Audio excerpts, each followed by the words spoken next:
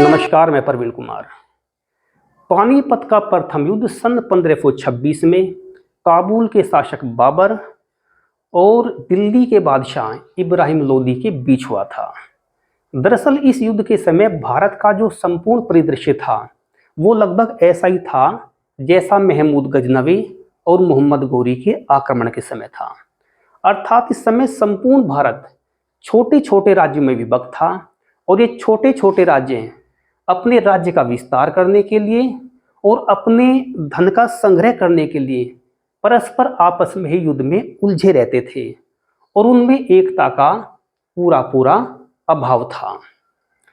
तो ऐसे समय को बाबर ने भारत पर आक्रमण करने और भारत की अकूत धन संपदा को प्राप्त करने का ये स्वर्णिम अवसर समझा और बाबर के इस अवसर को विजय में कन्वर्ट किया कुछ स्थानीय भारतीय शासकों ने।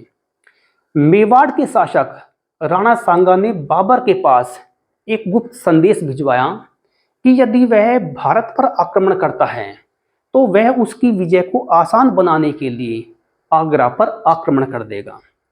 उधर पंजाब के गवर्नर दौलत खान लोदी ने भी बाबर के पास एक गुप्त संदेश भिजवाया था कि वह आए और भारत पर आक्रमण करके इब्राहिम लोदी को गद्दी से उतार के उसके स्थान पर उसके चाचा आलम खान लोदी को गद्दी पर बैठा दे।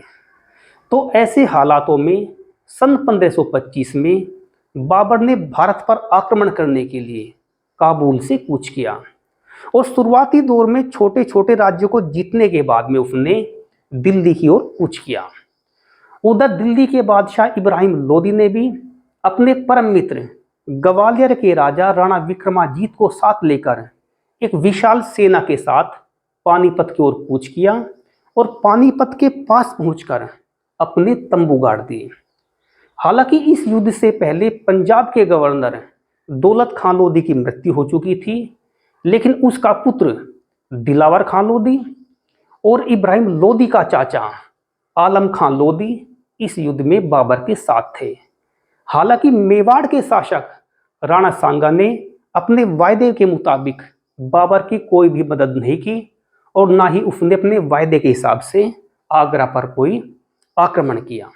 लेकिन इसके बावजूद भी बाबर अपनी विजय के प्रति पूर्णतया आश्वस्त था, क्योंकि उसने इस युद्ध में तुलुगामा पद्धति और उस्मानी पद्धति का प्रयोग किया, जिससे भारतीय अब तक पूरी तरह से अपरिचित थे।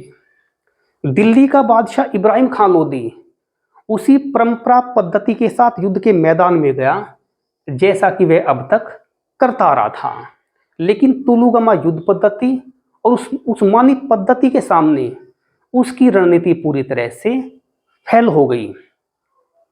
बाबर ने बाएं पक्ष में मेहंदी ख्वाजा को भेजा, दायां पक्ष संभाला था हुमायूं ने। मध्य पंक्ति में बाबर स्वयं था, जबकि अग्रिम पंक्ति में मोहम्मद अली था। बाबर ने अपने तोपखाने की कमान उस्ताद अली को सौंप रखी थी, जबकि बंदूकों की कमान मुस्तफ़ा खान के पास थी। ऐसे हालातों में 21 अप्रैल सन 1526 में पानीपत के मैदान में दोनों सेनाओं का आमना सामना हुआ। इब्राहिम लोदी की सेना संख्या बल में अधिक थी, लेकिन उसके पास बंदूकें और तोपखाना नहीं था। लेकिन उस्ताद अली के नेतृत्व में तोपखाना और मुस्तफ़ा के नेतृत्व में बंदूकचियों ने इब्राहिम लोदी की सेना को तितर बितर कर दिया और शाम होते होते इब्राहिम खान लोदी की पूरी सेना परास्त हो गई और इब्राहिम लोदी स्वयं ही युद्ध क्षेत्र में मारा गया।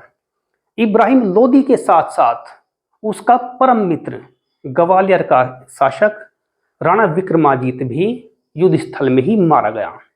इस प्रकार पानीपत के इस मैदान में इब्राहिम लोदी करारी हार हुई और लोदियों के शासन का पूर्णतया अंत हो गया और लोदियों के शासन के बाद में भारत पर एक नए वंश का अभ्युदय हुआ, जिसका नाम था मुगल वंश।